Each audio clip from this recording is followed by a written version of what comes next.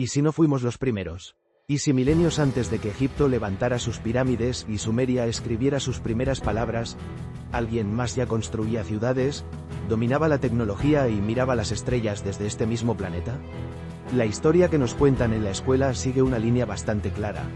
La humanidad evoluciona, descubre el fuego, la agricultura y, poco a poco, construye el mundo que conocemos. Pero esparcidos por todo el globo, enterrados bajo capas de tierra y tiempo, hay anomalías. Artefactos y pistas geológicas que, a primera vista, parecen no encajar. Objetos que, según nuestra cronología, no deberían estar ahí. Conocimientos que parecen venir de una ciencia perdida. Hoy, vamos a ponernos el sombrero de detectives del tiempo profundo. Juntos vamos a explorar los misterios sin resolver que retan a la historia y nos hacen plantearnos la existencia de civilizaciones mucho antes de la nuestra. Este es un viaje que podría cambiar tu percepción de quiénes somos y de dónde venimos.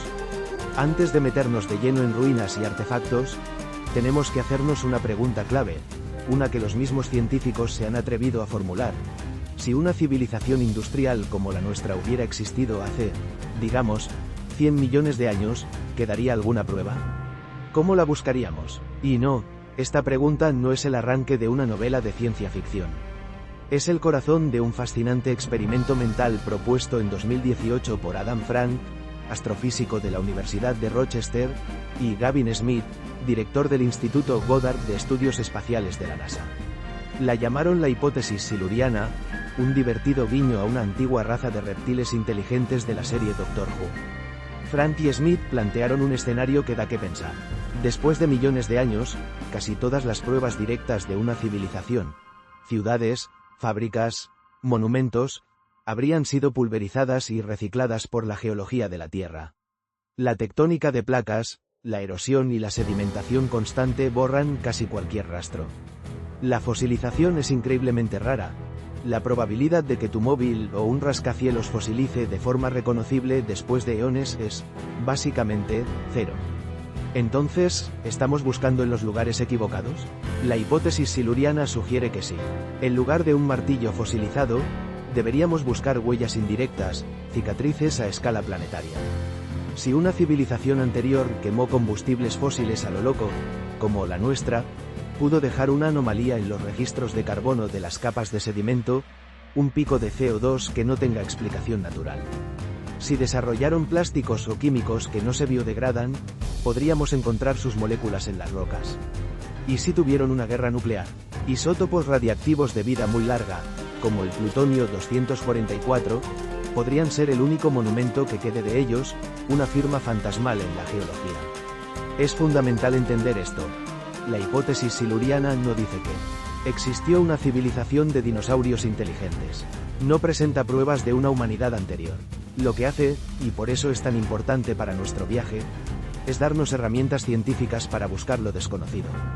Nos obliga a pensar como geólogos planetarios y a preguntarnos, si la historia de la vida inteligente en la Tierra fuera un libro enorme, ¿será que solo estamos leyendo el último capítulo, asumiendo que es el único que existe? Smith y Frank concluyeron que, hasta hoy, no han encontrado ninguna pistola humeante geológica que apunte a una civilización industrial pasada. Pero también admiten que nadie la ha buscado de forma sistemática. Nuestra propia era, el Antropoceno, dejará una marca inconfundible. La pregunta es, ¿será la primera de su tipo? Con esta idea en mente, ahora podemos mirar esos artefactos y lugares que han desconcertado a tantos. No como pruebas definitivas, sino como posibles pistas, como anomalías que la historia convencional tiene dificultades para explicar. Los llaman OPARTs, del inglés Out of Place Artifacts. Son objetos que parecen inteligentes, encontrados en contextos donde, sencillamente, no deberían estar. Durante décadas, han alimentado teorías de todo tipo. Pero, ¿qué pasa cuando los ponemos bajo el microscopio de la ciencia? Nuestra primera parada. Las minas de pirofilita de Ottosdal, en Sudáfrica.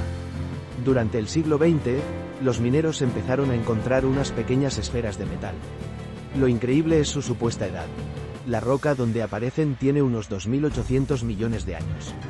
En esa época, la vida en la Tierra era poco más que bacterias unicelulares. Nadie capaz de fabricar esferas metálicas, desde luego. Algunas esferas tienen finas ranuras paralelas en su ecuador, tan precisas que parecen artificiales. Para muchos, son obra de una inteligencia desconocida. Sin embargo, la comunidad científica tiene una explicación radicalmente diferente. Los geólogos afirman que no son artefactos, sino formaciones naturales conocidas como concreciones. Se forman cuando los minerales se acumulan de manera uniforme alrededor de un núcleo, como un grano de arena.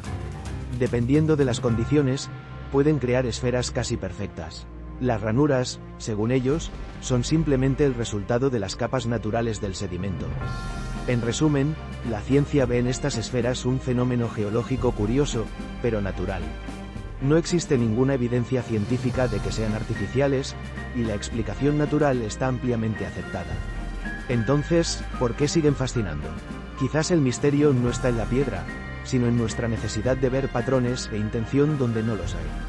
Ahora viajamos a Texas, Estados Unidos.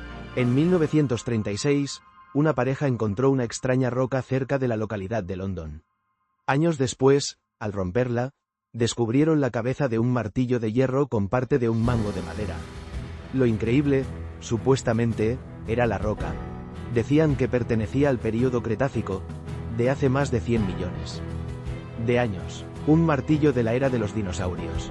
El martillo de London se convirtió en una pieza clave para muchas teorías alternativas.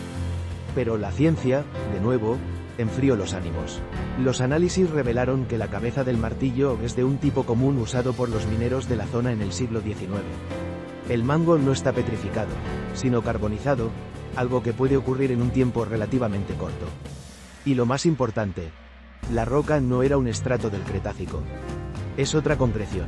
Los minerales de la zona pueden disolverse en agua y solidificarse alrededor de un objeto, creando una capa de roca en décadas o siglos, no millones de años. Lo más probable es que un minero del siglo XIX perdiera su martillo, y la naturaleza simplemente lo envolviera en piedra. El caso es una advertencia. El contexto geológico es clave, y sin un análisis riguroso, cualquier cosa puede parecer un misterio. Ahora vamos con un artefacto que es genuinamente antiguo, desconcertantemente complejo y absolutamente real. En 1900, unos buceadores encontraron un naufragio romano cerca de la isla griega de Anticitera. Entre los restos, había un trozo de bronce corroído que parecía un mecanismo de relojería. No fue hasta la llegada de los rayos X que el mundo entendió lo que era. El mecanismo de Anticitera es una calculadora astronómica de una complejidad que te vuela la cabeza. Con más de 30 engranajes de bronce, era capaz de predecir las posiciones del Sol y la Luna, los eclipses e incluso la fecha de los Juegos Olímpicos. Sabemos que se hundió alrededor del año 60 a.C., aquí reside el verdadero misterio. Nada en la historia nos había preparado para esto. La tecnología de engranajes que muestra el mecanismo no se volvería a ver hasta los relojes astronómicos de la Europa del siglo XIV, más de 1500 años después. Es como encontrar un portátil en una tumba medieval. ¿Cómo pudieron los antiguos griegos construir algo tan avanzado? La explicación convencional es que subestimamos enormemente su ingenio.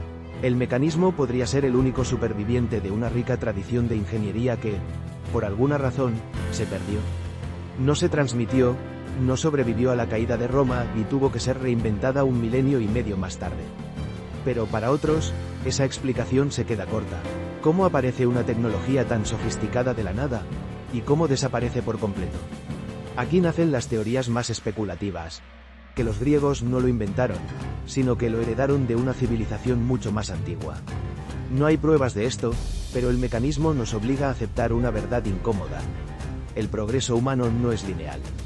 El conocimiento puede ser adquirido, perfeccionado y luego, simplemente, desaparecer, esperando a ser redescubierto. Si una civilización avanzada existió, es lógico que cartografiara el mundo. ¿Y si algunos mapas antiguos y enigmáticos son copias de esas cartografías ancestrales?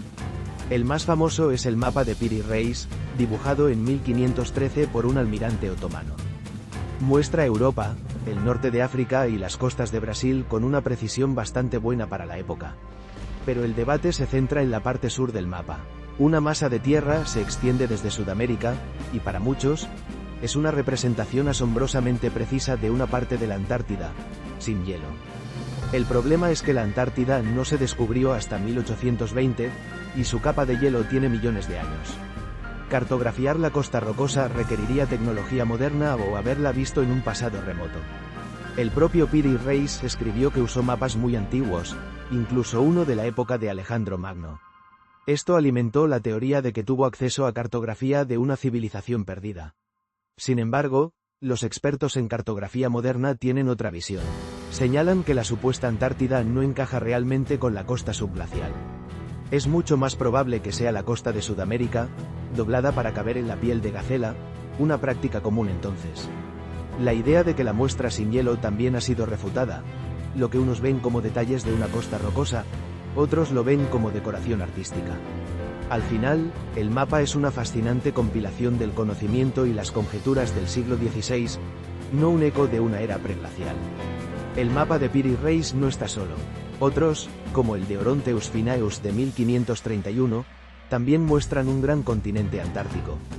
Los defensores de la teoría antigua dicen que no puede ser una coincidencia.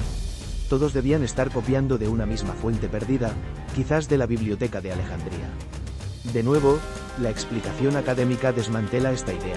Los análisis muestran que estos cartógrafos renacentistas se copiaban unos a otros. Todos trabajaban dentro de una tradición que se remontaba a los griegos, como Ptolomeo, quien teorizó que debía existir un continente sur para equilibrar el mundo. Los contornos no eran reales, sino especulación matemática y filosófica. Los ríos y montañas eran pura invención para llenar un espacio en blanco. Así que la saga de los mapas imposibles parece ser más un espejismo que un misterio real. Lo que sí demuestran es el audaz deseo de nuestros antepasados por imaginar y comprender el mundo entero, incluso las partes que aún no habían visto. Si existió una civilización poderosa, seguramente dejó estructuras monumentales. Y cuando miras algunas construcciones megalíticas, es difícil no preguntarse quién las hizo. En el Líbano se encuentran las ruinas romanas de Heliópolis, en Baalbek. Son famosas por sus templos colosales. Pero debajo de ellos, formando los cimientos, hay un misterio, el Trilitón. Es una plataforma compuesta por 3 de los bloques de piedra tallada más grandes jamás movidos por el hombre. Cada uno pesa unas asombrosas 800 toneladas. Es el peso de 3 aviones Boeing 747. ¿Cómo lograron los romanos, por muy buenos ingenieros que fueran, mover y colocar estas monstruosidades con tal precisión? La historia oficial dice que lo hicieron ellos, con un complejo sistema de grúas, rampas y muchísima mano de obra.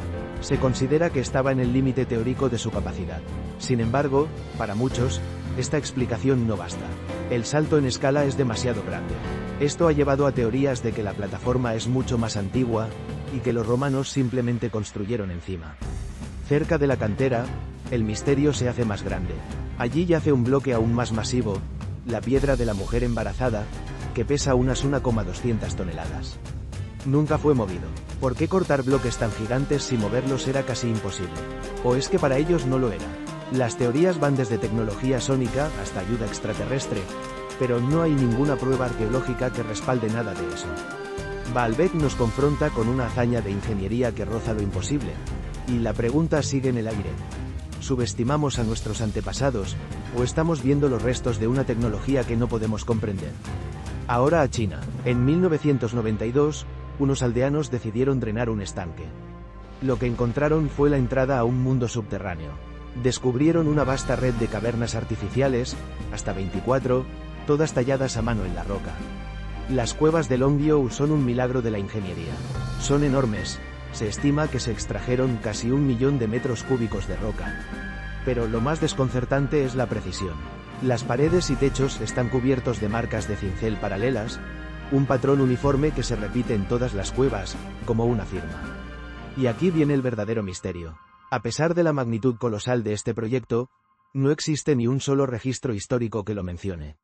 Ni uno. En la detallada historia de China, las cuevas de Longview son un fantasma. ¿Quién las construyó? ¿Por qué? Los arqueólogos estiman que son del 200 a.C., pero es solo una conjetura. La falta total de registros ha llevado a algunos a especular con orígenes mucho más antiguos o incluso no humanos. Aunque no hay pruebas, el silencio de la historia es ensordecedor. Las cuevas son la prueba de que proyectos monumentales pueden desvanecerse por completo de la memoria, dejando solo la silenciosa e imponente evidencia de su existencia. Hemos visto piedras y mapas. Pero, ¿y si la evidencia más persistente de una civilización perdida no está en la roca, sino en las historias que nos contamos? Ninguna leyenda es más famosa que la de la Atlántida. Nos llega a través del filósofo griego Platón. Alrededor del 360 a.C. describe una civilización insular avanzada y poderosa, más allá de las columnas de Hércules. Pero los atlantes se volvieron corruptos y, tras ser derrotados por los atenienses, en un solo día y una noche de infortunio, la isla fue tragada por el mar. Durante siglos, los estudiosos han considerado la historia una alegoría filosófica de Platón. Pero la tentación de encontrarla ha sido irresistible. Se ha buscado por todo el mundo, pero a día de hoy, no se ha encontrado ni una sola prueba arqueológica sólida que confirme su existencia.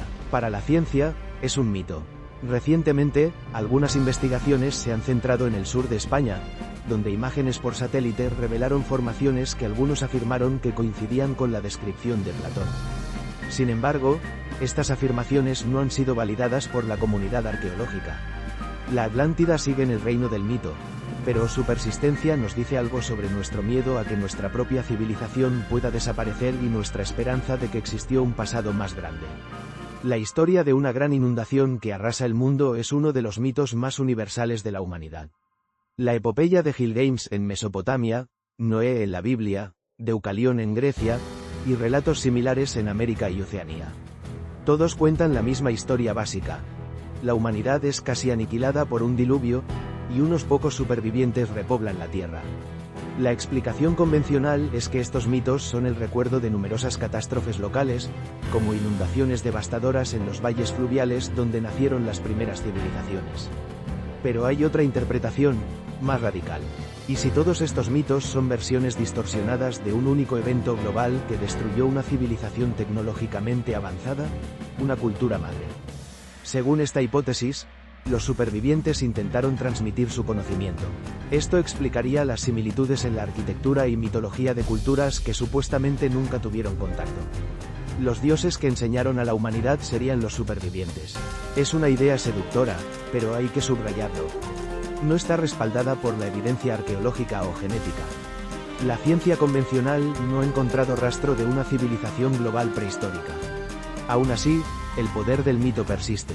Entonces, después de este viaje, ¿hemos encontrado pruebas de una civilización antes de la nuestra? Seamos claros y directos. No hemos encontrado una sola pistola humeante que la ciencia no pueda explicar de forma razonable. Las esferas de Klerksdorp son naturales. El martillo de London es moderno. Los mapas antiguos reflejan la especulación de su tiempo. Y las hazañas de Baalbek, aunque asombrosas, no están necesariamente más allá de la capacidad humana. Pero la ausencia de pruebas no es prueba de ausencia. Lo que este viaje nos demuestra no es la existencia de una civilización perdida, sino algo quizás más importante: la inmensidad de nuestra propia ignorancia y la increíble fragilidad de la historia. El mecanismo de Anticitera nos enseña que podemos alcanzar cotas de genialidad y luego perderlo todo. Las cuevas de Longview nos muestran que capítulos enteros de nuestra historia pueden ser borrados sin dejar rastro. Quizás la pregunta no es si existió una civilización antes que nosotros. Quizás la pregunta correcta es: ¿estamos finalmente empezando a aprender a buscarla? El pasado no es un libro cerrado. Es un rompecabezas al que le faltan la mayoría de las piezas, y cada anomalía. Cada mito es una invitación a seguir buscando. La historia, como ves, está lejos de estar escrita en piedra. ¿Son estas simples anomalías y mitos, o son las débiles señales de capítulos perdidos que apenas comenzamos a saber cómo buscar? ¿Qué crees tú? Déjanos tu opinión en los comentarios. El debate es parte del viaje. Si te fascinan estos misterios y quieres seguir explorando las fronteras del conocimiento, suscríbete y activa las notificaciones para no perderte nuestra próxima aventura a lo desconocido. Gracias por acompañarnos. Sigue siendo curioso.